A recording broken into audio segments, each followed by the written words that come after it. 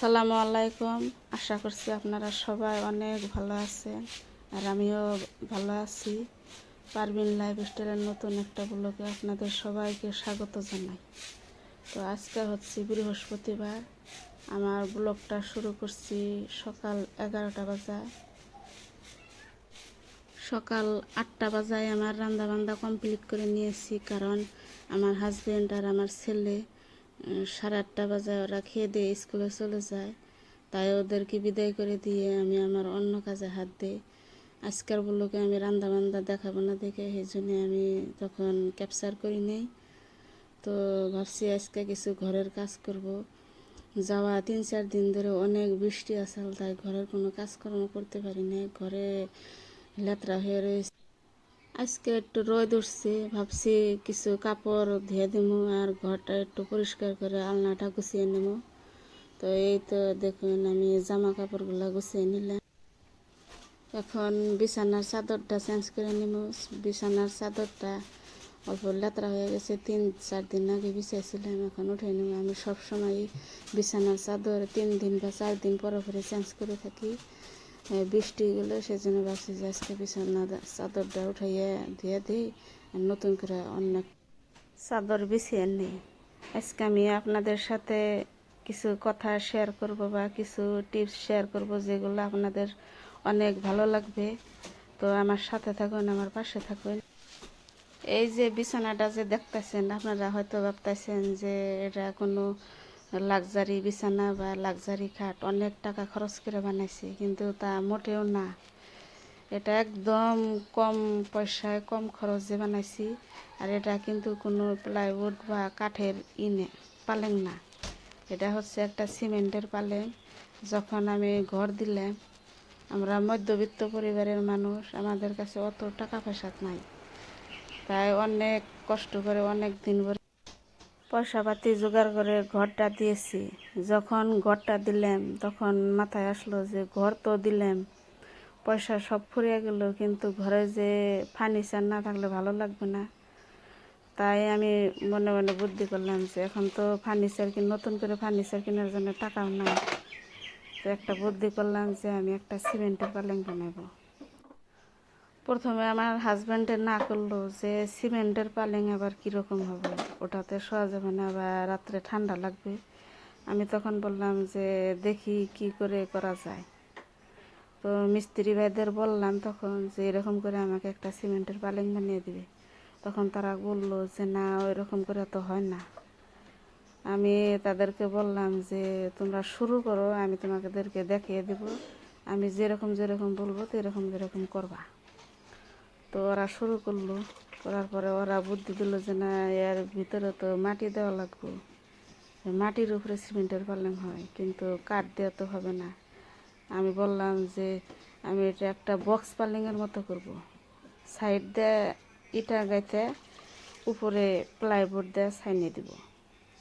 ওই রকম করে মিস্ত্রিরা ফার্স্টে বললো যে ওই রকম করে তো হবে না। আমি বললাম যে না, তোমরা করে দেখো, পারবে। ওরা যাই হোক এরকম করে মিস্ত্রি বানিয়ে দিছে। তারপরে সাইড দিয়ে টাইলস লাগিয়ে দিছি। এখন বানানোর পরে যে দেখছে সবাই পছন্দ করছে, অনেক সুন্দর লাগছে পালেংটা। তো টাকা না থাকলে এরকম বুদ্ধি মাঝে সময়ে করতে হয়। তো আমার আইডিয়াটা কেমন লাগছে আপনারা অবশ্যই কমেন্টে জানাবেন, আর আমার বিছানাটা কীরকম লাগছে অবশ্যই কমেন্টে জানাবেন। যাই হোক, বিছানার গল্প করতে করতে আমার ঘর ঝাড়ু দেওয়া শেষ। এখন আমি ঘরটা মুছে নেব। এই যে ট্রাংটা দেখতেছেন যে এটার কালার উঠে গেছে, এই ট্রাংটার মধ্যে আমি নিজেই কালার করছিলাম। তো ওটার কালার উঠে গেছে গা, তার মানে পুরানা ট্রাঙ্কে কালার করছিলাম। নতুন থাকতে কালার করলেও হয়তো উঠতো না, কিন্তু পুরান হয়ে গেছে, ওটার মধ্যে অল্প তেল লাগে ধরছে, সেই জন্য আর কালার করার পরে কালারটা থাকলো না। ওটাতে আর কালার লাগালেও কালার থাকবে না। এরকম কিছু কিছু কাজ আছে, আমি নিজের কাজ নিজেই করে নিই। তো এই যে শোকেসটা দেখতেছেন, এই শোকেসটা আমি নিজেই কালার করছি।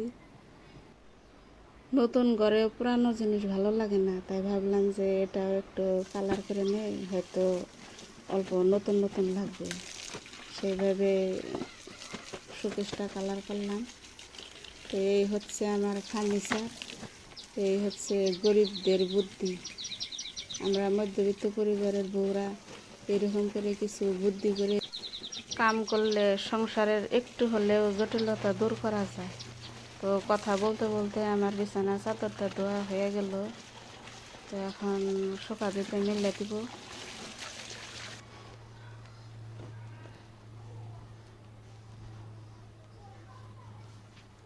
আমার বাড়ি অনেক গাছ লাগাইছি, আমি গাছ করতে ভালোবাসি।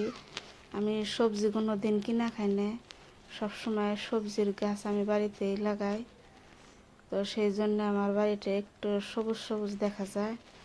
আর এই তো উঠোনে ঘাসগুলা হয়েছে, এগুলা সাফ করানো লাগবে, কিন্তু নতুন করে মাটি ফেলানো হয়েছে, সেই জন্যে অল্প ঘাস আছে। এই জায়গার মাটিগুলা অল্প বেলে বেলে মাটি, বৃষ্টি এলে সব ধুয়ে নিচে নেমে যায়।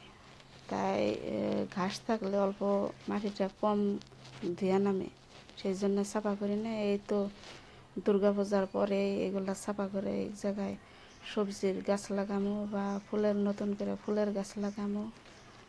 এতে দেখুন আমার গোলাপ ফুলের গাছে কি সুন্দর গোলাপ ফুল ফুটছে। এই গাছটার মধ্যে সারা বছর ফুল দেওয়া থাকে। এই তো আমি পানি লাউয়ের গাছ লাগাইছি, গাছগুলো অনেক সুন্দর হয়েছে, কিন্তু গোড়ায় ইন্দ্রে মাটি উঠাই একদম উঁচা করে ফেলাইছে। জানি না ফল খাইতে পারবো কিনে, হয়তো কি জানি গাছের গোড়া কাইটাই দেব নাকি। আমি দুইটা নতুন করে হাঁস কিনছি, এই তো হাঁসগুলা আদার খাইতেছে না, নতুন দেখে নাকি জানি না। দেখেন আমার মুরগি কত ডিম পারছে।